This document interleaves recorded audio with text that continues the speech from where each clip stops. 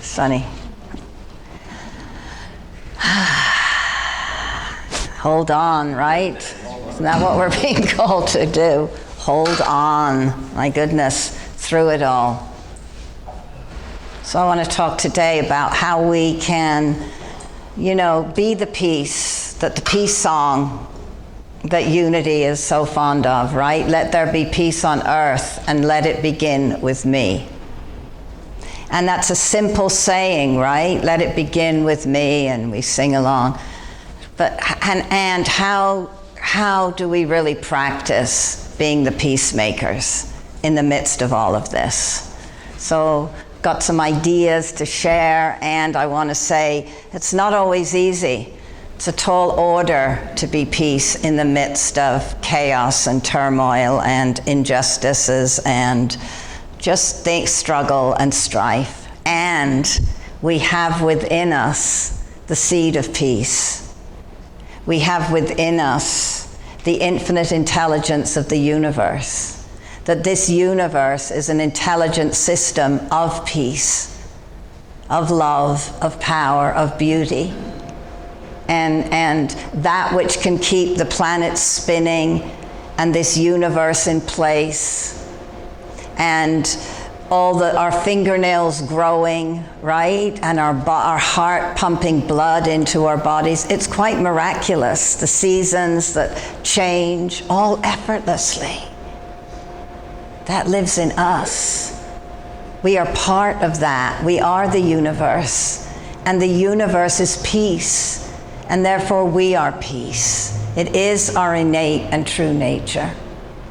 And so we practice, right? We're called to practice that which we already know that we are, to stoke that flame of peace that's already within us.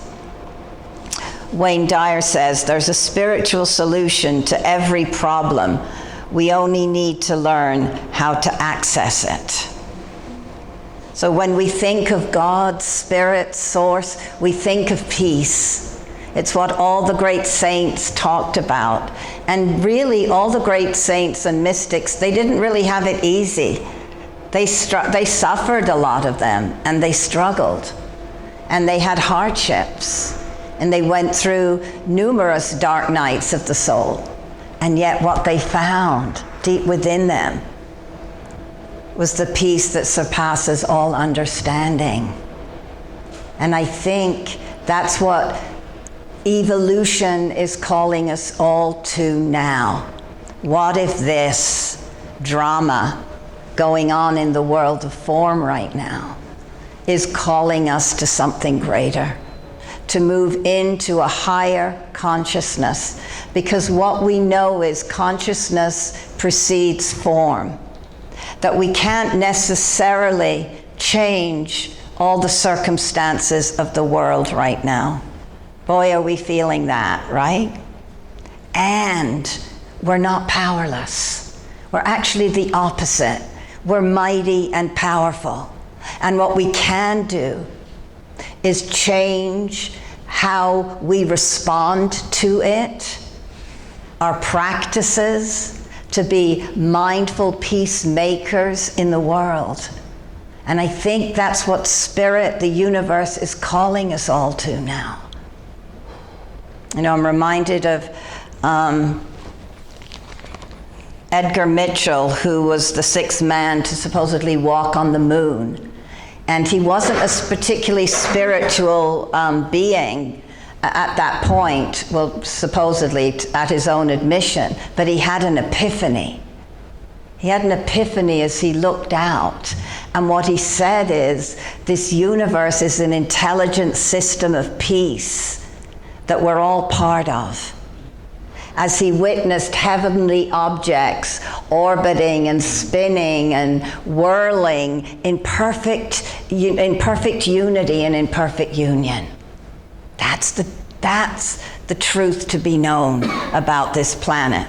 Beyond it all, Wayne Dyer says, within each object, this same peaceful harmony exists, And this includes the earth, as well as every cubic inch of space on the planet, in every single object and living creature. Thy peace is the essence of our universe. It is God at work, at play, and everywhere in between. It is infinite love. It is infinite love. And we are capable of peace and bringing it to each and every moment. And it's a conscious decision that we make, I think, moment to moment to moment.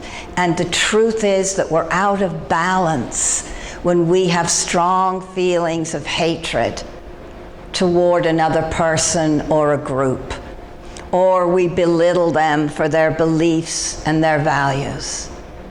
We're not in our peace then. It doesn't mean we don't have discernment, doesn't mean we don't have opinions, doesn't mean we have to agree with everyone and everything, but our conscious decision. So the book, A Spiritual Solution to Every Problems by Wayne Dyer, bless his heart, who's made his transition a few years ago, still truth, you know? It remains, these books, as old as they get, truth is truth and it never changes. And it's based on the peace prayer by St. Francis of Assisi. Lord, make me an instrument of thy peace. And I think this is the calling on our planet right now. Our intention, as I've said, to be peaceful. And he says, you know, not feeling peaceful is an error in our thinking. And it starts with processing and accepting the world as it is, not as we think it should be. That's a hard one for me, challenging one. Acceptance, I think, is a step on the way to peace. Accepting what is doesn't mean we're saying it's okay. It doesn't mean I'm accepting that this is how it's going to be forever and ever, whatever we're dealing with in our lives, personal or collectively. Just means it starts with, this is what's so right now. And when I'm acceptance of life that is flowing, I'm open and my energy is flowing. When I'm not in acceptance, when I'm not in peace, I'm contracted. There's a contraction that actually happens in the body, and the energy can't flow through us. So conscious decision every day, make me an instrument. And he invites us to imagine that we have two cords hanging from our hip, and they can plug into two sockets. And one socket is the realm of the earthly physical realm and plane. And when we're only plugged into that socket, we're plugged into the trials, the tribulations, the chaos, the turmoil, the appearance of hopelessness. We know what it's like to only be in that.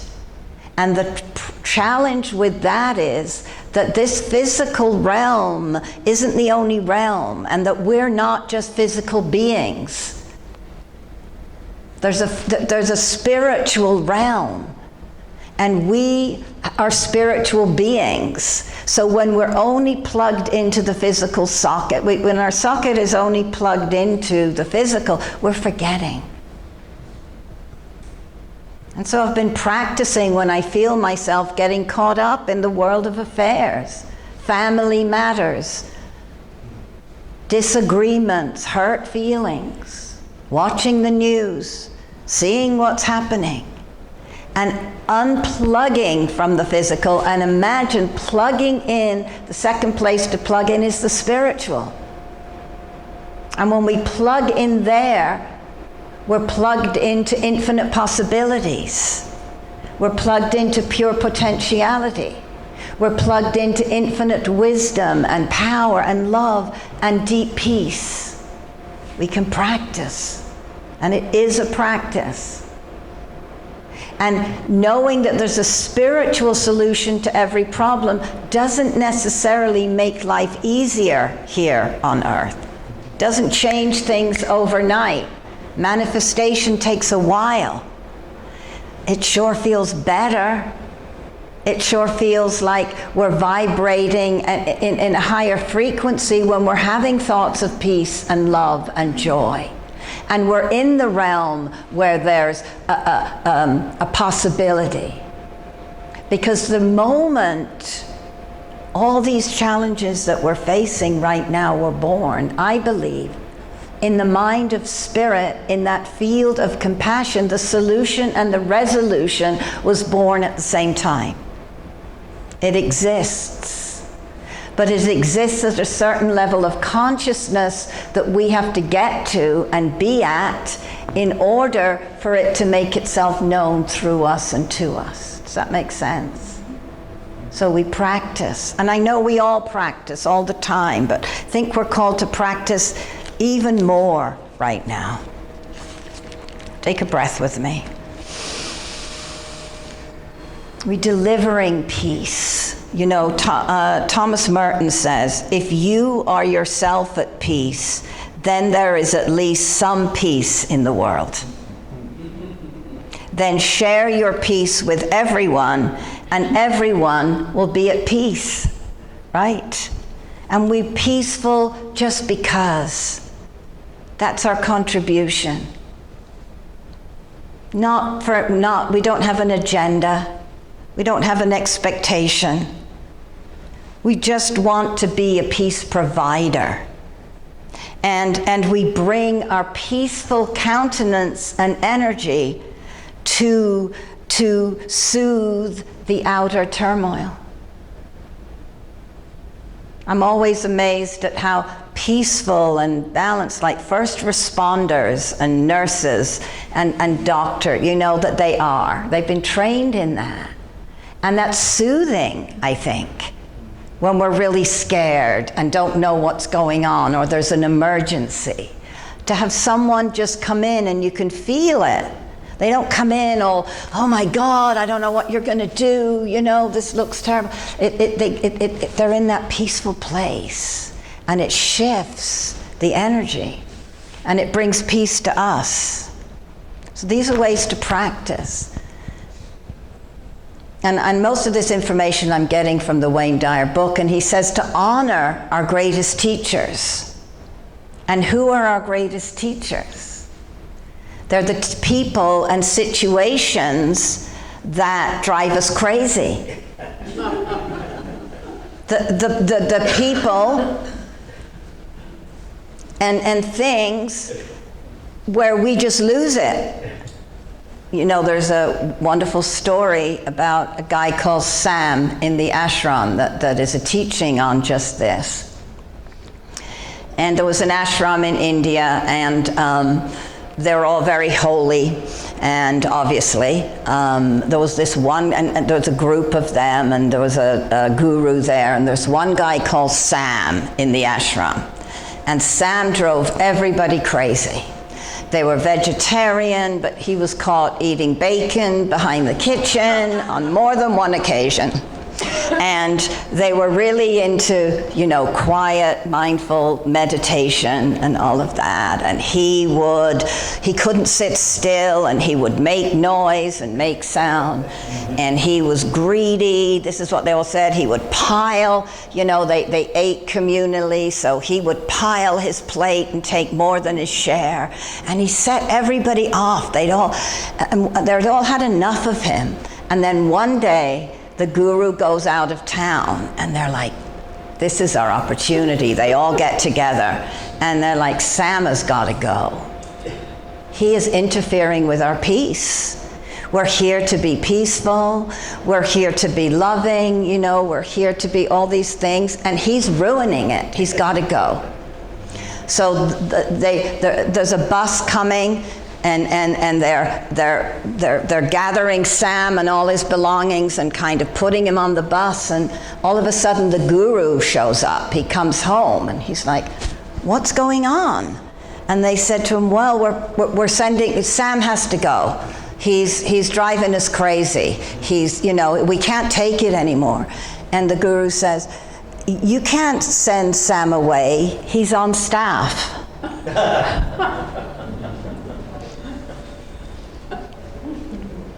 There by divine appointment. Who are the Sams in our ashram? What are the Sams in our ashram, right? We get to practice. And it's not easy. Because how often do we say, or do I say, I was having a really peaceful day until I got that email. They called. I got cut up on the highway. My bank account didn't look like I wanted it to look. I lost my credit card, right? I got whatever. I turned on the news. I was peaceful then. That happened. And it can't be, our peace cannot be dependent on, well, I think we just have to be mindful, when is our peace dependent on outside circumstances? Because we give our power away to those people, places, and things that are our Sams. We're giving them a lot of power. How can we take our power back? And we ask, how can I respond peacefully to this situation? Consciously choosing peace. A Course of Miracles says, I can choose peace rather than this. And that's a beautiful, simple affirmation. I can choose peace rather than this. And as I said before, not choosing peace keeps us immobilized, keeps us contracted. Our energy circuit is broken. You know, there's a law of circulation with energy. It needs to keep flowing. It needs to keep flowing. And so, whenever we're not being peaceful, things are not flowing. So I think in order to become this peacemaker that I know we all practice and want to be, peace has to, as does everything, start with ourselves. We have to make peace with ourselves. To let go of destructive guilt, to let go of I should have, or I didn't, or I'm this, or I'm that, whatever it is. To really make peace with the fact that everything is part of our journey and our unfoldment. Everything. And there is not a spirit, a universe, a field of compassion that it judges us, that doesn't forgive us, that feels we're bad or wrong. This is a compassionate, understanding universe. And we can't give out what we don't have. That's the other thing about keeping things flowing, the law of circulation. We can't give out what we don't have. So if we're not really at peace with ourselves, how can we make peace with others? How can we make peace with the world? So to practice that, I truly believe we're always doing the best we can with where we're at in any given moment. And it's so easy to look back with the consciousness of today and look at our younger self, or even 10 years ago, 20 years ago, and say, whoa, what was I thinking? But we weren't at that level of consciousness then. We look back, we're always growing, and we're always evolving.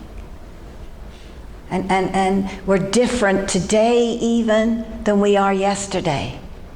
And we're certainly probably vibrating at a higher frequency now, well, I'll speak for me now, than 10 years ago.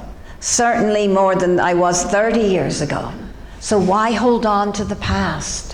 Make amends if amends need to be made, and forgive, make peace with ourselves so we can be the peace that we're born to be.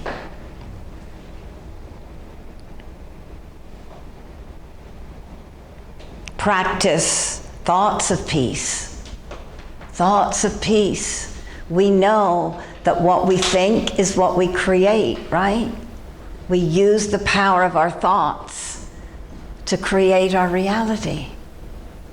It's so easy to put our focus right now and energy on all that's going not great, on the turmoil, on the chaos, on the injustices, on the, just in general, I'm sensing from all of us, especially with this changing of the season, kind of maybe noticing we're letting go of the light, carefree, longer days of summer. We're coming more into dark, just like nature. We're going through all of that. The rhythms of nature live in us. So it's easy to focus on all that. But we can change our thinking. Because, here's another reading, when you remind yourself that for every act of evil, there are 1,000 acts of kindness, you put your thoughts on back on peace. When you stop someone who is relating yet another disaster story and change the tone to something more loving, you become an instrument of peace. When you stop yourself from rehashing the same old scenes with new characters concerning accidents, crimes, poverty, mistreatment, and disasters of all kinds, you put your mind on making these things disappear. You become an instrument of peace.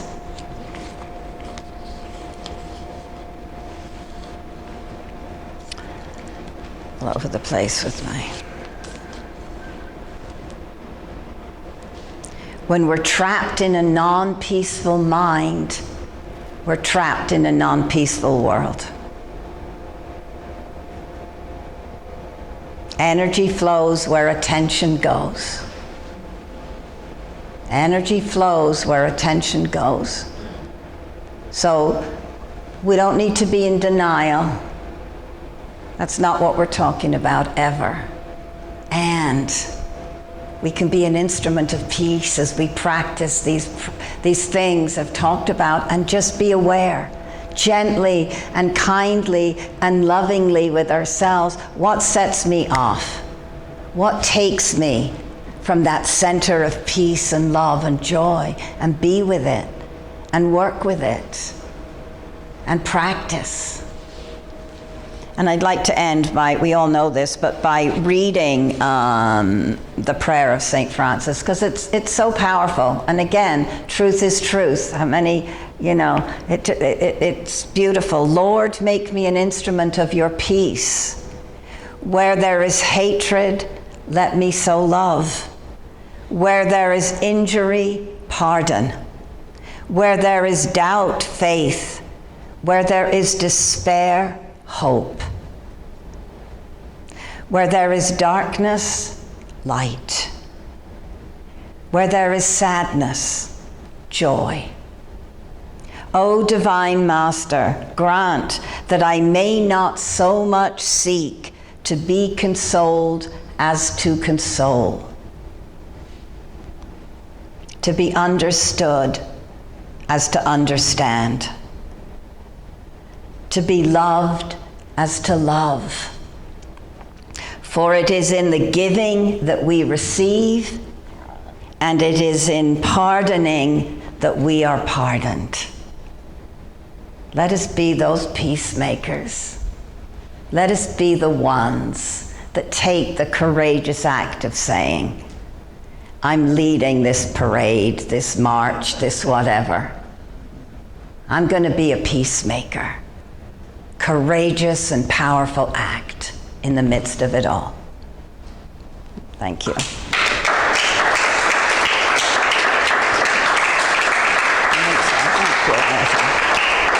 Thank you, everybody. All right.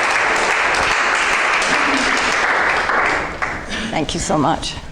There you go, just sharing that love.